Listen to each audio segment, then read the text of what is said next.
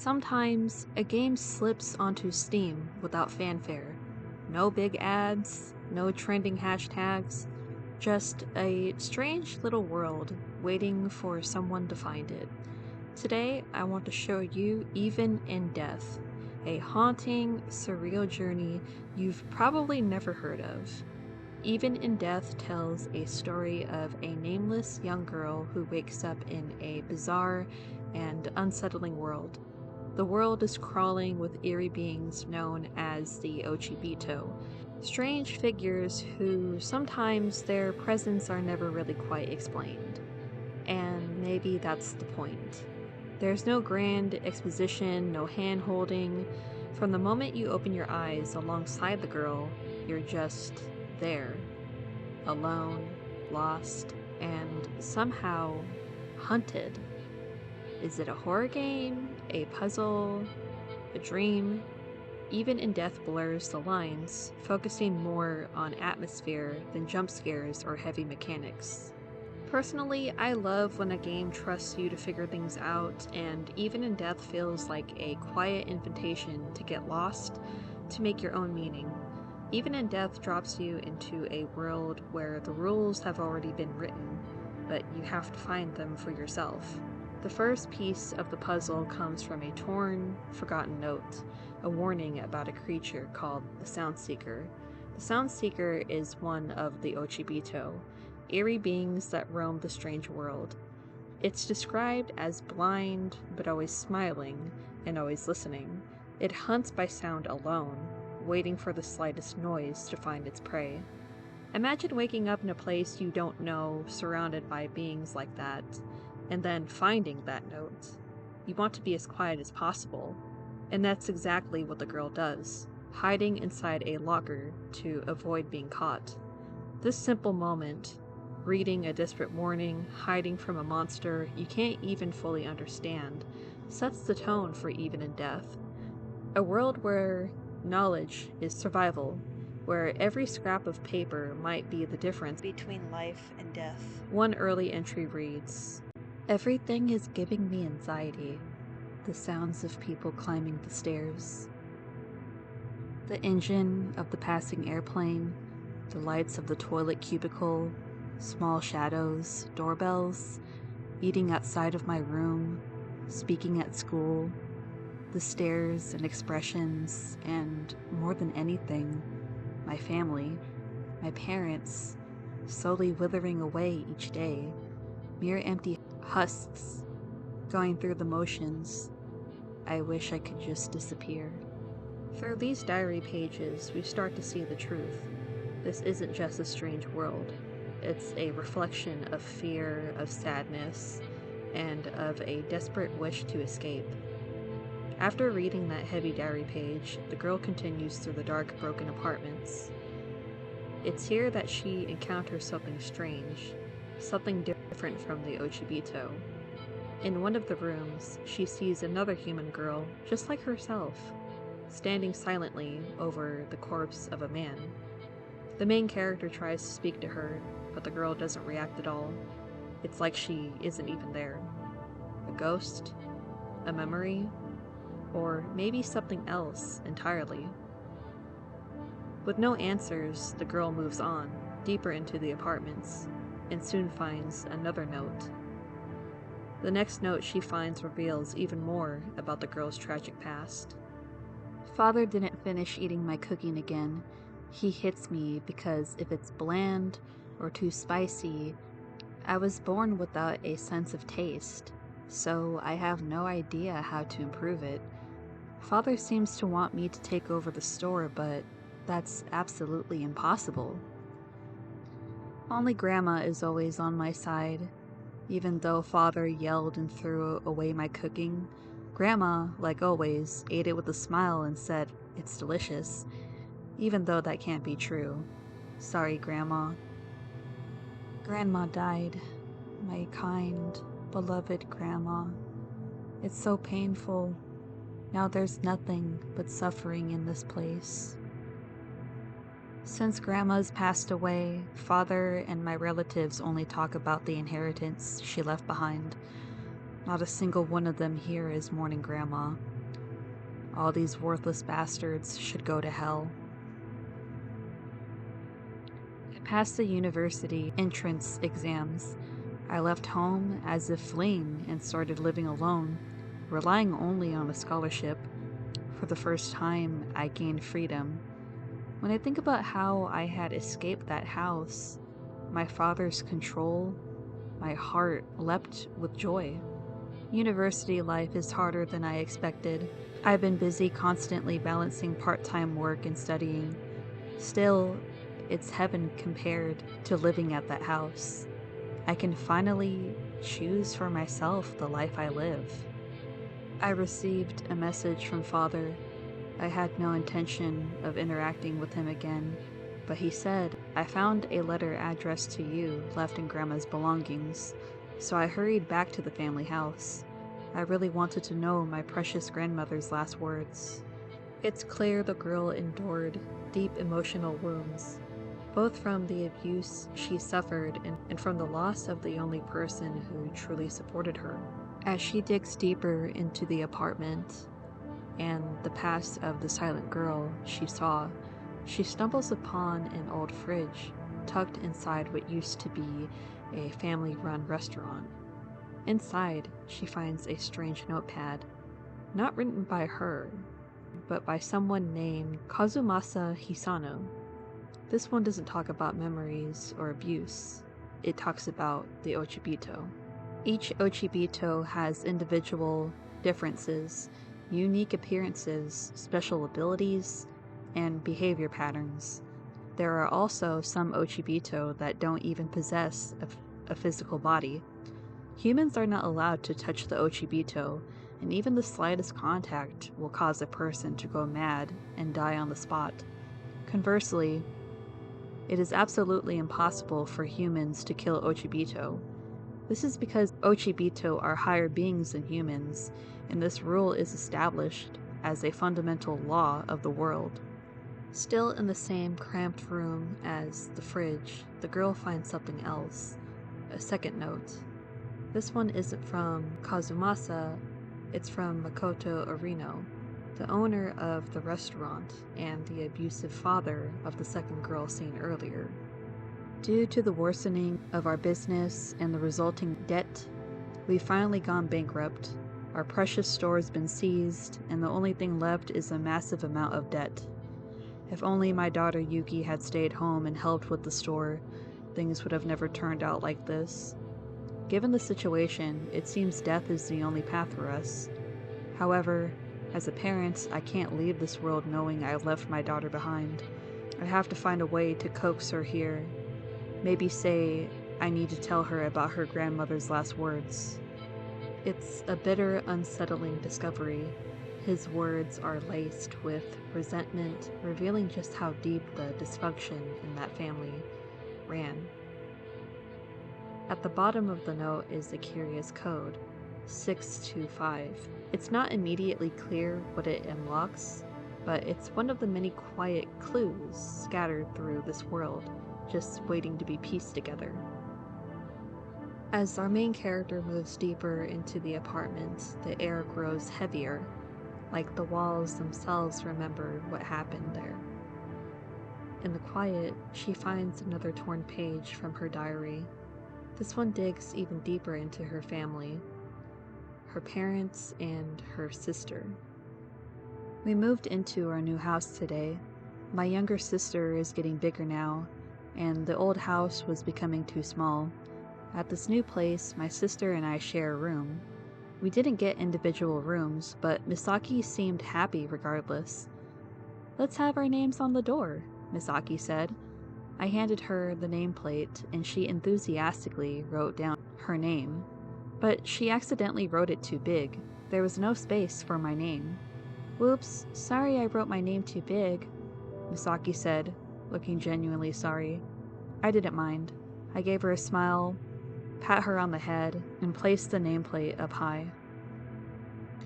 Eventually, the main character makes her way to the first floor, a place that was previously inaccessible.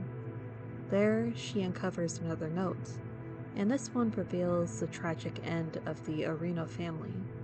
It speaks of a murder-suicide, the father, Makoto Arino, taking both his daughter, his wife, and himself in a final violent act. The same girl the main character saw earlier, now known to be another victim, not just of abuse, but of something far worse. At around 11 p.m. on July 12th, 3 members of the Arino family, Makoto Arino, 45, a ramen shop owner in K-City, his wife Chisato Arino, 43, and their daughter, Yuki Arino, 19, were found dead in the living room of their home. Marks around Chisato and Yuki's necks suggested strangulation, and traces of burned charcoal were found inside the room. A suicide note found near the scene, believed to have been written by Makoto Arino, detailed his financial struggles and apologies to his family. Toxicology reports revealed large amounts of sleeping pills in Chisato and Yuki's systems, leading investigators to conclude that Makoto Arino put them to sleep, strangled them, and then took his own life using charcoal fumes. Still inside of the apartment, another page from the main character's diary appears, the third so far. This one reveals the moment everything in her life changed, the car accident. It's not just another memory, it's the turning point, the event that left her entire family scarred and set her on the path that led to this broken world. The sound of glass shattering filled my ears, and then immediately I could hear a horn honk, followed by the entire car violently shaking. My vision blurred, and I spun around and around, losing sense of up and down. The seatbelt constricted me. I couldn't breathe. The ceiling of the car slammed into my head. All went dark. When I woke up, I was overwhelmed by the smell of burnt rubber. Despite my hazy vision, I gasped at the scene before me. My dad sat slumped in the driver's seat. My mom sat next to him, blood trickling down from her head. Neither one of them showed any signs of movement. And then, with great fear, I forced myself to check on my sister, sitting next to me, but she wasn't there. In her place was a hunk of distorted metal, crushed from above and below, blood dripping down from it. My consciousness was a blur, yet somehow I managed to fumble my way outside.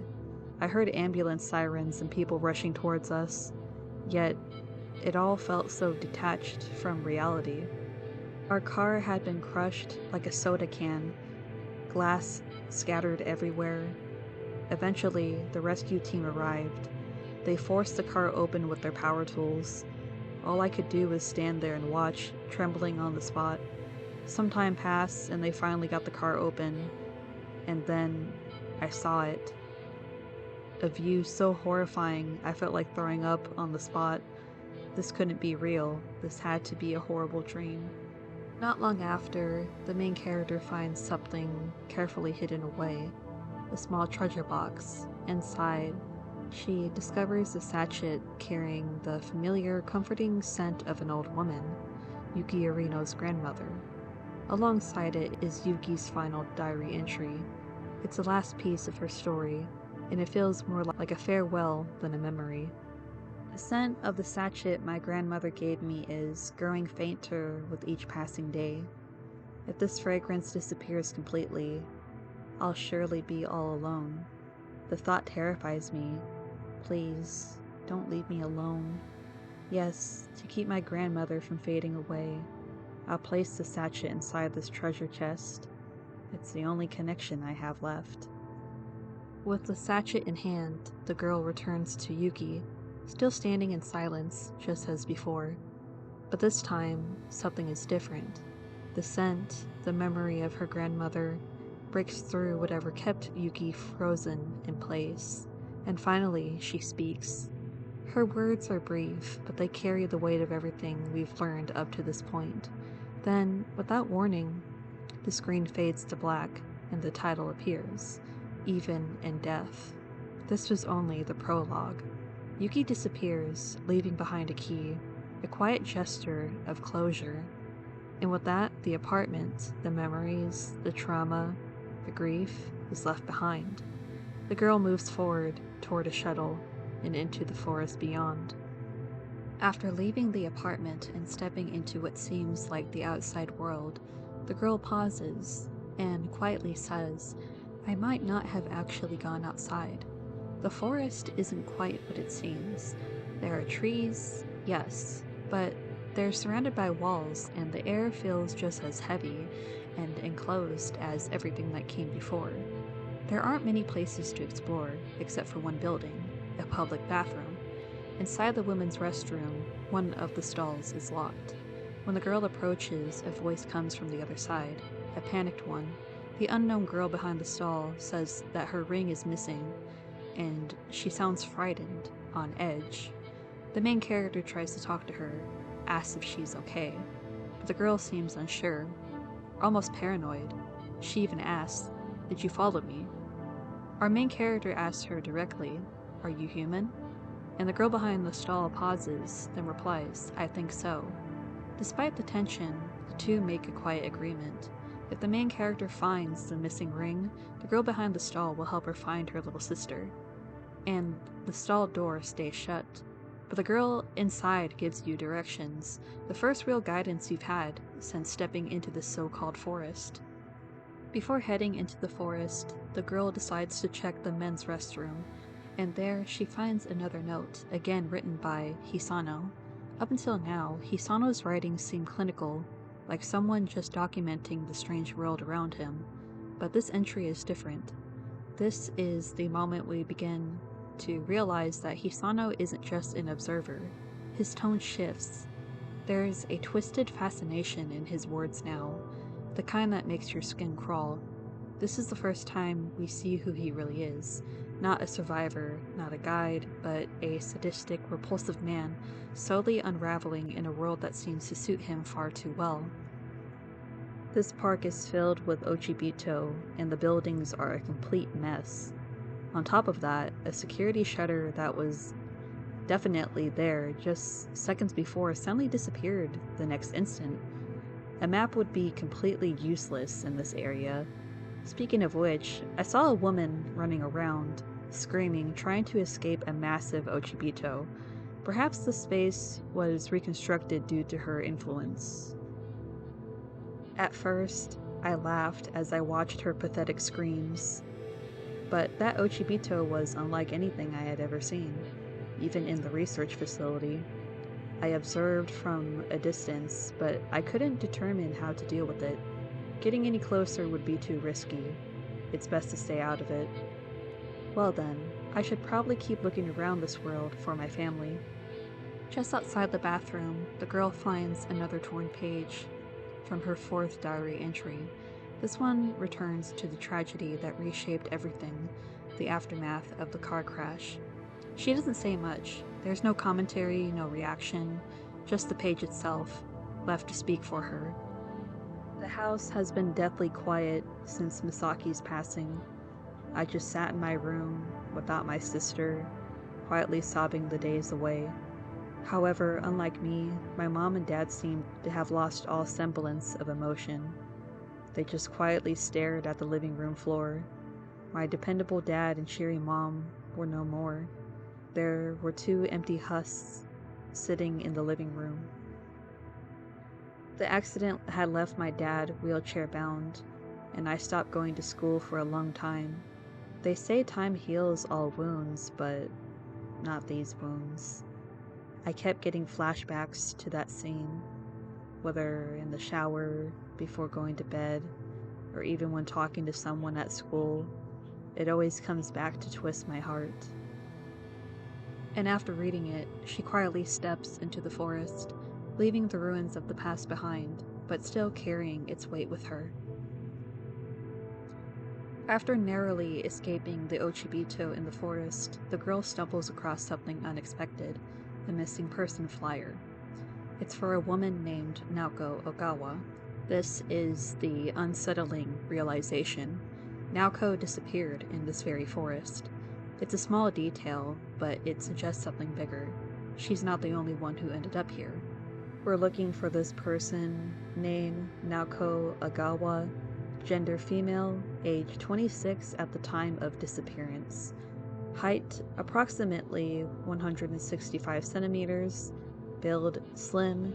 Features long black hair, bright brown eyes. Last seen wearing light purple top, slim black jeans, and a wedding ring. Last seen location, went for her daily routine walk in the forest 5 years ago and has been missing ever since. Contact info. If you have any information about Naoko Ogawa, please contact the nearest police station. While searching for the missing ring, the girl comes across another page, her 5th diary entry.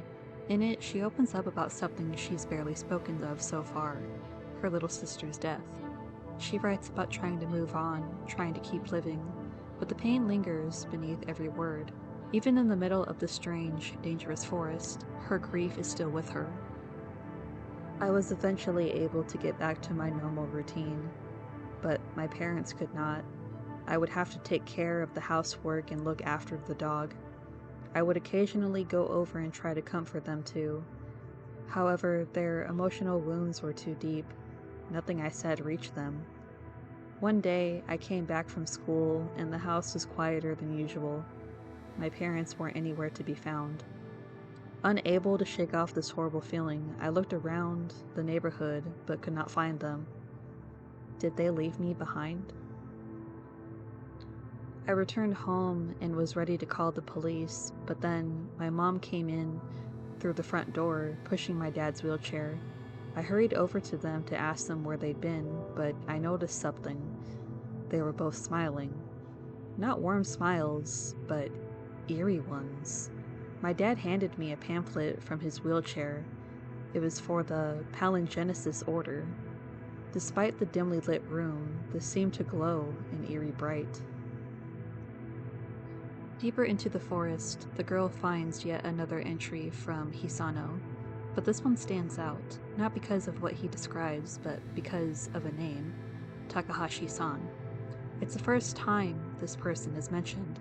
There's no introduction, no context, just a passing reference like Hisano expects you to already know. It's a small detail, but it raises new questions. How many others have been trapped inside this world? And what exactly has Hisano seen? My hands are trembling. I can't contain my excitement. What Takahashi-san spoke of completely shattered the fundamental principles of the world I had believed in until now. Why do the Ochibito suddenly plummet from heights far beyond the clouds? Why are they immortal beings? And what is the true nature of the grotesque entity different from the Ochibito that is isolated at the center of the research facility? Moreover, what is the reason for the existence of this world itself? He revealed a wealth of information that had remained completely unknown to us until now. I must immediately organize and record what I've just heard. If this information is true, we will have no choice but to completely reconstruct our understanding of reality as we know it. The girl still hasn't found the ring, so she presses on, deeper into the forest, still following the directions from the girl behind the stall. Eventually, she finds it, the missing ring, lying on the ground, right next to a diary. But this one isn't hers, and it's not Hisano's. It belongs to Naoko Ogawa. How long has it been since I was locked away in this dark, cold basement? Is my family... is he still searching for me?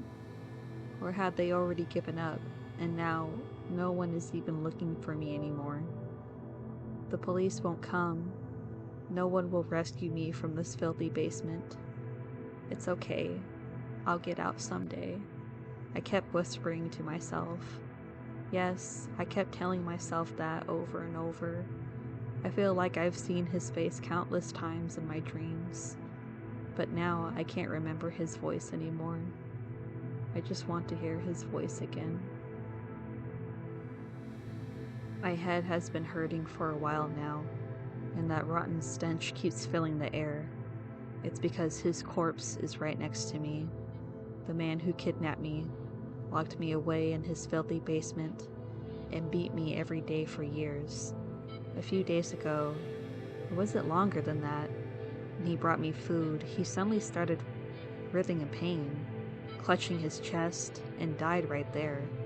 I simply watched as he suffered and writhed in agony until his body went still. Then I realized he wasn't moving anymore. I thought it was my chance to escape. I hurriedly tried to search his body, but I couldn't get close because of the shackles on my feet. That's when everything became clear to me. I'm going to die here too, just like this man. The door leading to the surface is open, but these heavy chains are wrapped around my legs. I can't escape. I can't move. This dark basement is filled with the stench of decay. There's no water, no food. With every breath, the smell of rot fills my lungs, making me feel sick. A fly buzzes in front of me. I caught and ate it, but it wasn't enough.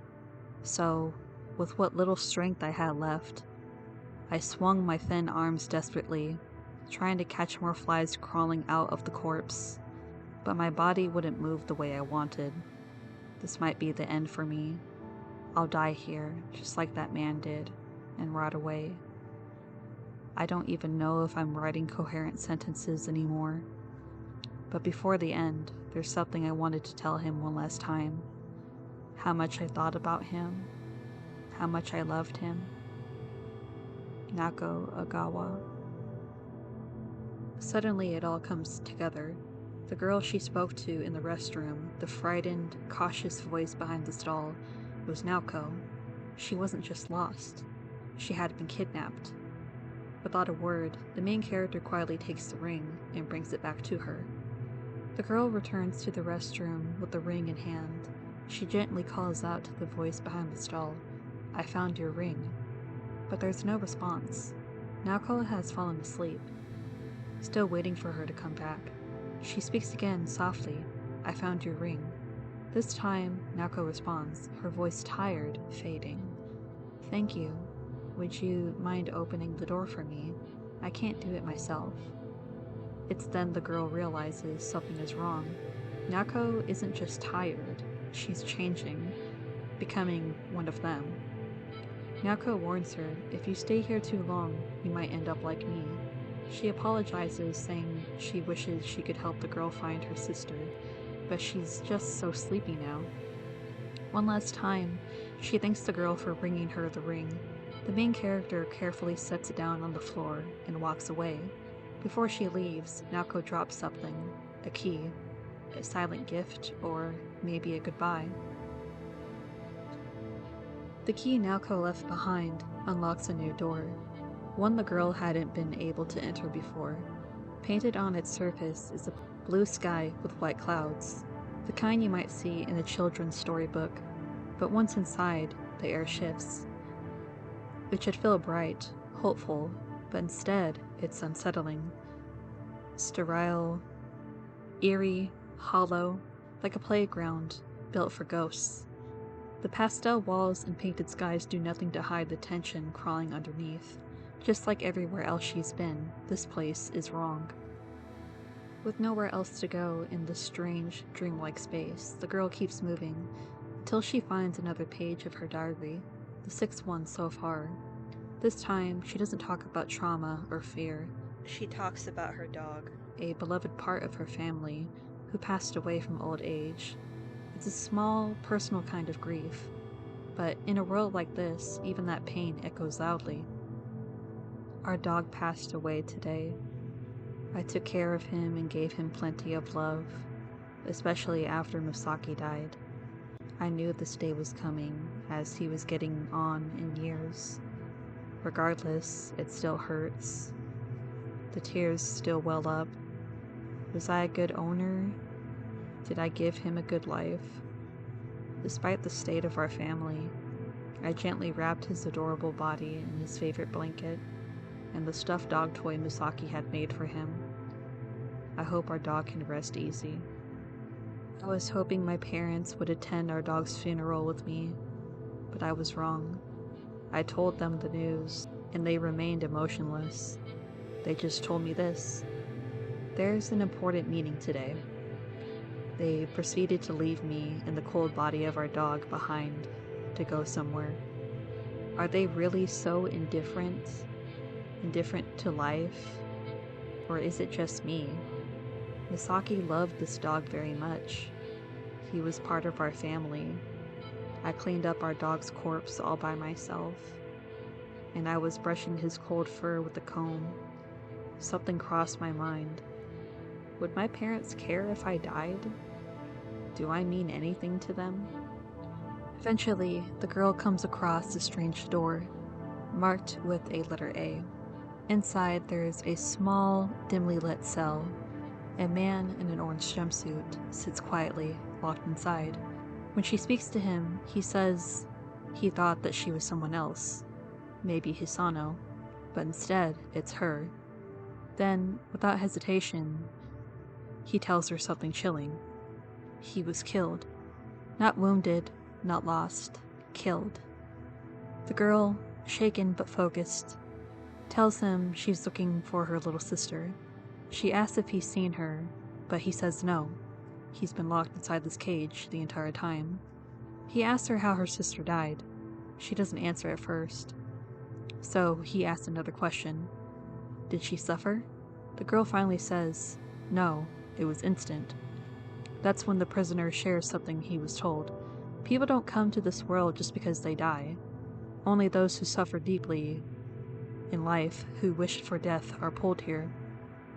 For the first time, the girl feels a bittersweet relief. Her sister, the one she's been chasing through this nightmare, was never here at all. Before she leaves, the prisoner asks for one thing, a rope, which he wants to use to escape through the window. So the girl agrees and sets off once again. Pressing on through the strange halls beyond the cell, the girl finds something left behind. Not a diary page this time, but a newspaper clipping. The article says something about a man named Koichi Nagamine, who was convicted for the brutal murder of his wife and executed. There's no explanation for why this is here, but it adds a new layer to the place she's wandered into. Somewhere between the lost, the grieving, and the damned. On September 24th, Koichi Nagamine, 37, was executed at blank detention center. Nagamine was convicted of the brutal murder of his wife in their home and was sentenced to death after a lengthy trial. Throughout the proceedings, he consistently maintained his innocence, but all of his claims were dismissed and the execution was ultimately carried out. At the time of the incident, prosecutors argued that the motive stemmed from severe family troubles. Based on the evidence presented, they successfully proved Nagamine's guilt, stating that he had tortured and brutally murdered his wife in their home, sending shockwaves through society. While Nagamine initially continued to assert his innocence while in detention, just before his execution, he reportedly said, "I can finally sleep." He offered no resistance and faced his execution quietly. Eventually, the girl finds herself wandering through a maze-like space, dark, sterile, and endless, almost like the back rooms of an abandoned facility. It's here that she discovers Hisano's fourth diary entry, and this is where everything changes. In it, Hisano writes in disturbing detail about how he tortured his wife and son, not out of rage, but because he wanted them to end up in this world. He believed that if they suffered enough, they could be reborn here, just like him. But no matter how far he searches, they're nowhere to be found. It's the final confirmation. Hisano isn't just twisted. He chose this world, and he tried to bring his family with him. My wife and son are nowhere to be found. Despite all the time I spent continuously inflicting both mental and physical suffering upon them, their screams and desperate pleas for mercy, which once echoed through the underground, still refused to leave my mind.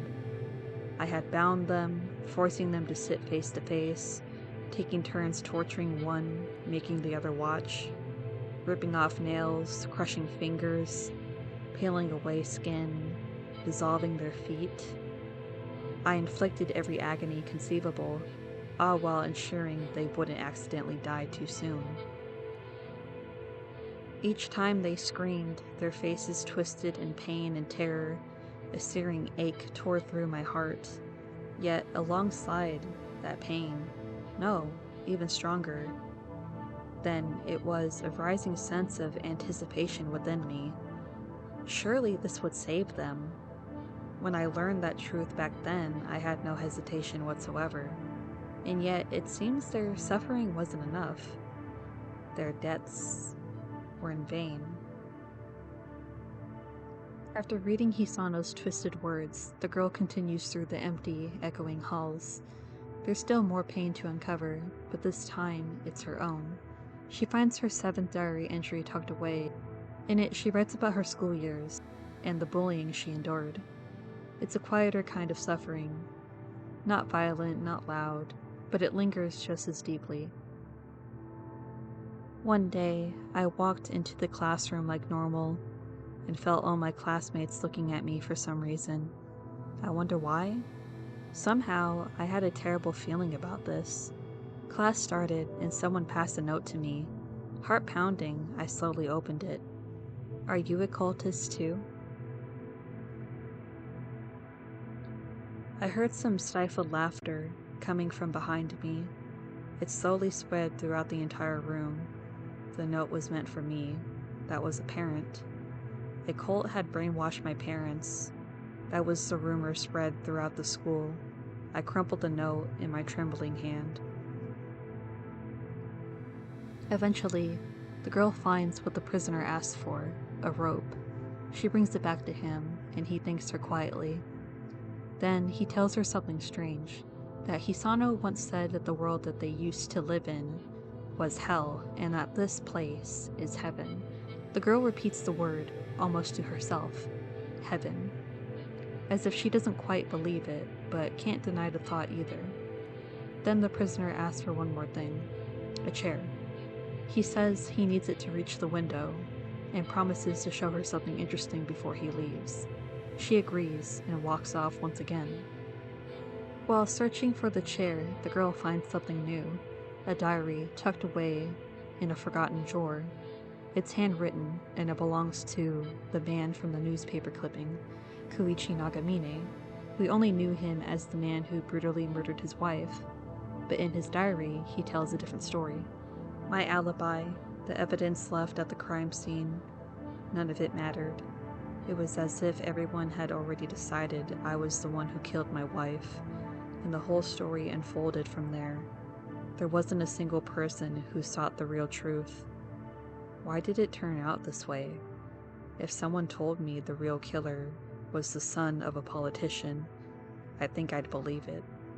I could hear the voice of the prisoners in distant cells, screaming about their innocence, but I knew those cries were meaningless. For the first few years, I screamed just like them, but when I realized it made no difference, I stopped screaming. Even now, I can't get that scene out of my head. When I come home, the room that should have been familiar was covered in blood and entrails. And yet, even in that horrifying mess, I immediately knew my wife had been killed, because her head, perfectly intact, was placed neatly on a chair. Her face was twisted in an expression of pure pain and terror. The rest of her body had been so thoroughly destroyed that it was impossible to recognize it as anything human. No matter how exhausted I am, that scene invades my dreams every time I sleep. Each time I jolt awake, my heart on the verge of exploding, gasping for air. I haven't slept properly in years. A few years from now, my life will be taken in place of some bastards. This is taking too long. Someone, please, just kill me already. The girl keeps going, moving deeper into the dim, twisting halls, until she finds a small chair. just the right size to fit through the bars of the prison cell. But nearby, there's something else. Another diary page, Hisano's fifth. And as always, it's disturbing. The room was splattered with chunks of flesh that must have belonged to a human. Judging by the extent of the damage, they were most likely killed by a sound seeker. However, based on what Takahashi-san told me, even if a body is crushed beyond recognition like this, it doesn't seem to be a problem. In this world, even a corpse reduced to a gruesome, pulpy mess will eventually transform, just like a chrysalis turns into a butterfly. From raw flesh, it will morph into its true form, an Ochibito. Though, there's one thing I'm curious about. What if I keep burning the corpse relentlessly, inflict damage to it? Would it affect the transformation process in some way? Or what if I separate the flesh into several bottles and isolate them? Would the result be the same? I must find out. It's worth experimenting with. But before that, I need to move this corpse to a safer location. Documenting the emergence of an Ochibito is important, but for now, this experiment takes priority. After all, I could never attempt this experiment in the other world. The girl brings the chair back to Koichi. He thanks her one last time. She warns him not to go outside. The Ochibito are still out there. And he just says that he knows. Then he says something strange and deeply sad. Depending on who arrives here, the perception changes. He tells her he thought that he could finally sleep, that he's tired. He's tired of this place, tired of everything. He says he'll rest for a bit, and then escape, and gently asks the girl to leave him be. So she does, quietly, respectfully. She walks away from the door marked A, but just moments later, she hears a loud thump. Startled, she hurries back to the cell. But Koichi is gone. Inside, there's only a hanging noose, a tipped-over chair, and silence. That's when she realizes this was the interesting thing he promised to show her. And then faintly, the school bells begin to ring in the distance. The girl looks up, quietly says to herself, "I should hurry," and she begins walking, back to where it all began. Now back in the school, the girl walks through empty halls that feel far too quiet. Eventually, she comes across something, a note, resting on a pile of entrails. Above her, something stirs. A monstrous head peers down from the ceiling, still, watching. She doesn't move. Instead, she reads the note. It's Hisano's final entry, and then a scream cuts through the silence. The monster retreats, gone in an instant. She stands there for a long moment, and wonders if that was Hisano. Suddenly, an irresistible drowsiness washed over me. My entire body was heavy as lead, as though it was no longer my own. Is there a need to sleep in this world as well? Takahashi-san never mentioned anything about this. This drowsiness can't simply be explained by mental fatigue. My eyelids are growing heavier still. I try to gather my thoughts, but I can't. Could it be that I'm... She keeps moving through the school. The walls here feel heavier, not because of monsters, but because of memory. She finds another page of her diary, one of the last. In it, she writes about how, little by little, everyone began to avoid her. Slowly but surely, I was ostracized by the entire school. It was just small things at first. People avoided eye contact or ignored me when I spoke to them. I tried to pretend like everything was okay, that things would eventually turn to normal, but I was wrong. One day, I found someone had written something on the blackboard. They mocked my parents stuck in the cult, and had a drawing of a crushed car. I grabbed the blackboard eraser and wiped it away, just barely holding back tears. Yet behind me, I heard the laughter. I refused to turn around. Even when I speak to my friends, they just look away with a nervous look. "Be careful, she's been brainwashed," said someone behind me. My heart ached further. Am I causing trouble for my friends? Do they not want to associate with me? One by one, I stopped considering each one of them as friends. The next day, I entered the classroom to see my desk had been toppled over, my textbooks torn up and strewn around. "Why don't you ask your founder to fix it?"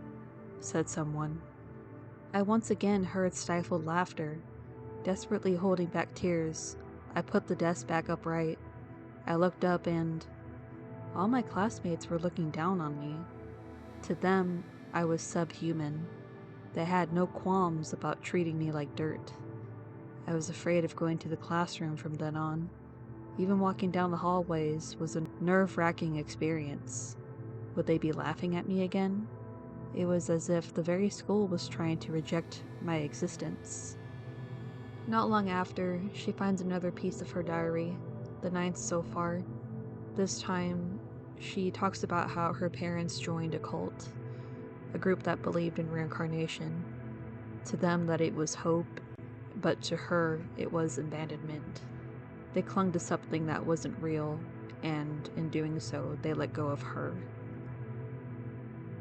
My parents couldn't cope with the grief of Misaki's death. They wound up joining a cult called the Palingenesis Order.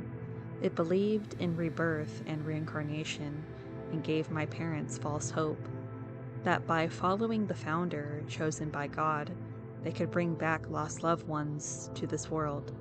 My parents had met with the founder many times, it seems. It was then that I realized you don't become an adult, you merely act like one.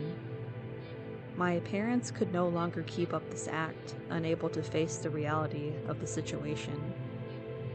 My parents are very weak, or am I the weird one? The months passed, and my parents kept going deeper into the cult. Then, one day, my parents passed on a message from the founder to me. "We require a pure and youthful vessel to accept the miracle of God." At that moment, I realized how little they valued my life. After reading the note, something changes. Her steps slow, her head feels heavy. It's unmistakable. She's starting to feel drowsy. The same kind of drowsy that Naoko and Hisano felt. It's the first real sign that she's changing, becoming one of the Ochibito. She whispers to herself, "I have to hurry." At last, the girl reaches the rooftop of the school. The sky above her is no longer blue. It's dark, stained red, like the world itself is bleeding.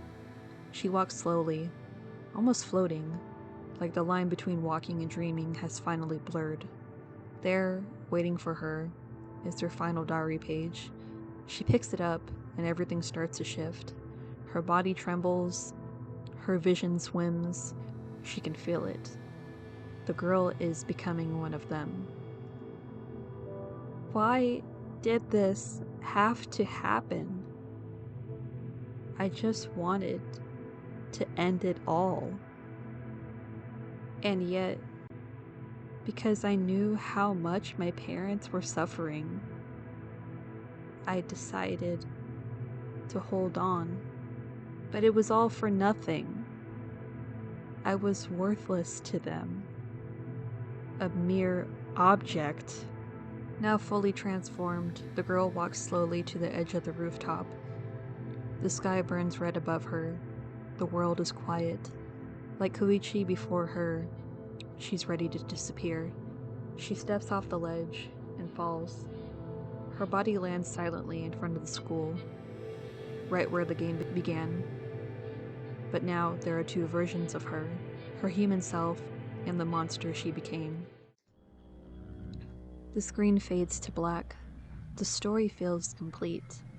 But just before the game ends, there's one final image. The girl's monstrous body, still lying beside her human self, and then her hand twitches.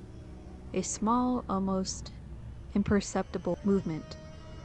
but it changes everything. Even in death, something remains. The story of Even in Death begins with a nameless girl awakening in a strange, nightmarish world.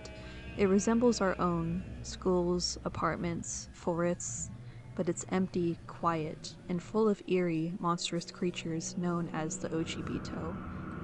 These creatures, once human, are people whose suffering in life led them to this world after death. The girl doesn't know where she is or why she's here, only that she's searching for her little sister. As she explores, she begins to find notes scattered throughout the world. Some are her own diary entries, pieces of her past, her trauma, and her unraveling identity. Others belong to strangers, victims, survivors, monsters, and murderers. These notes slowly paint a picture not just of this twisted afterlife, but of the pain that connects everyone trapped within it. In the apartment complex, she meets a silent, ghost-like figure of Yuki Orino, a girl who was abused by her father and ignored by the rest of her family. Through diary entries, we learn that Yuki's only real comfort came from her grandmother, the only person who ever treated her with kindness. After her grandmother's death, the family fell apart, consumed by greed and cruelty. Eventually, Yuki's father committed a murder-suicide, killing their family. The protagonist finds pieces of her own diary here too.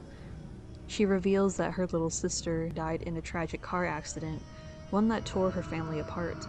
Her parents, unable to cope, withdrew completely. They joined a cult obsessed with reincarnation, abandoning their surviving daughter in favor of chasing the impossible return of the one they lost. The protagonist, now completely isolated, begins to descend into depression and anxiety. These entries show the start of a long, slow loss of self. The next journey is to a forest. Here, she meets a girl trapped behind a stall in the restroom, panicking about her missing ring. The girl is on edge, confused, unsure if she's still human. To make a deal, the protagonist will find her ring, and in return, the girl will help her search for her sister.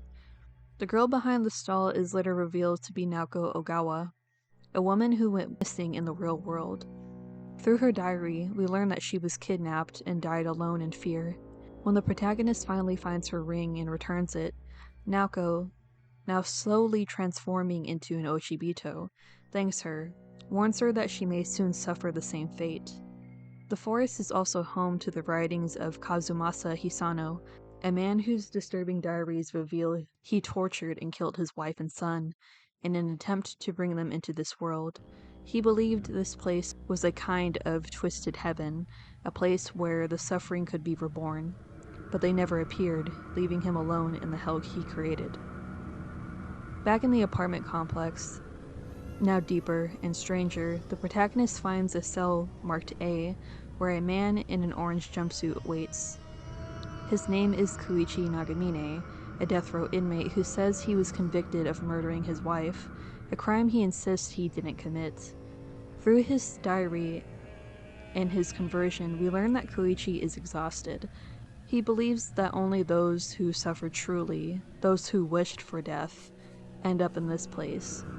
When he hears that the protagonist's sister died instantly, without suffering, he assures her that she isn't here. It's a moment of bittersweet relief for the girl. Even in this horror, her sister is at peace. Koichi asks the protagonist to help him escape through the window by bringing him a rope and later a chair. He promises to show her something interesting before he leaves. When she returns after delivering both, she finds only a tipped chair and a hanging noose. Koichi is gone. His final act, like hers may become, was one of quiet surrender. At last, the girl returns to the school, the place where she first woke up. The building is quiet and dreamlike. Inside, she finds the final notes. One last twisted diary from Hisano, suggesting he was transformed into one of the monsters, and more pages of her own. She recalls being slowly ostracized by her classmates, her parents joining a cult called the Palingenesis Order, and the creeping realization that her life had become one of silence and invisibility. She starts to feel drowsy, the same symptom Hisano had, and understands she too is changing. She whispers that she has to hurry. She makes it to the rooftop of the school where the sky burns red. There she finds her final diary page, the last piece of herself. The transformation completes. No longer fully human, the girl walks to the edge of the building and jumps. She lands at the front of the school, the very place she started. Lying side by side are two versions of her human body and her monstrous form. The screen fades to black. Then, a twitch. The monster's hand moves. Even in death, she remains. Even in Death is a game about trauma, grief, and the unbearable weight of feeling unseen. The monsters aren't just enemies, they're people. People who suffered too much, carried too much, and broke beneath it. The protagonist's descent mirrors real-life struggles with mental illness, isolation, and existential despair.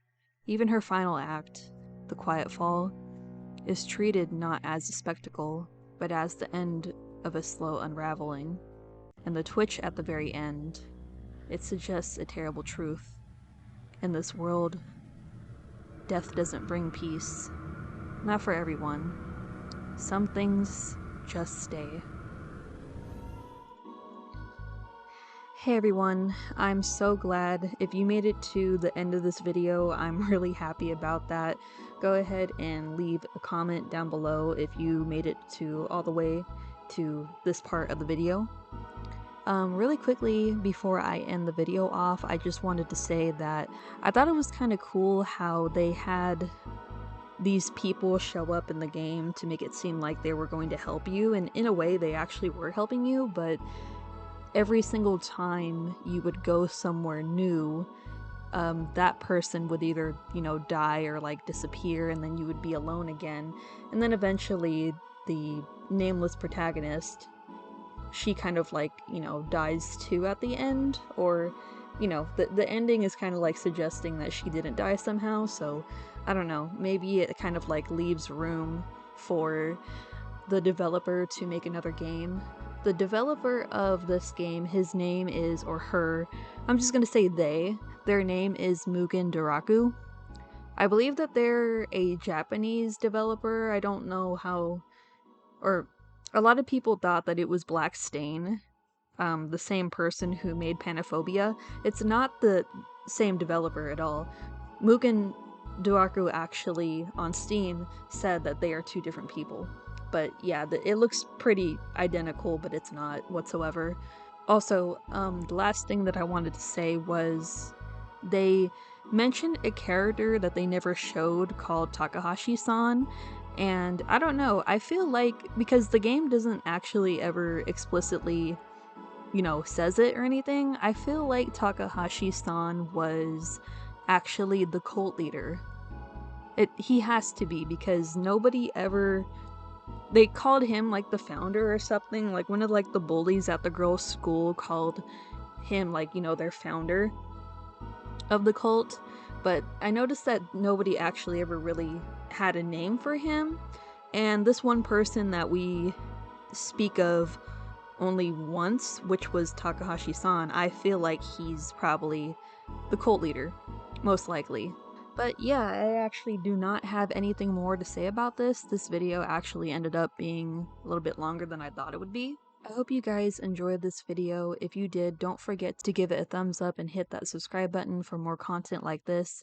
I would love to hear your thoughts, so drop a comment below and let's chat. Thanks for watching, and I'll see you guys in the next one. Unfortunately, I'm still dealing with health-related things. I thought that that would be over with by now, but unfortunately it's not. I'm working on it though, I promise. But I promise that I'll see you guys in the next one, so stay curious and keep hopping along with me. Bye.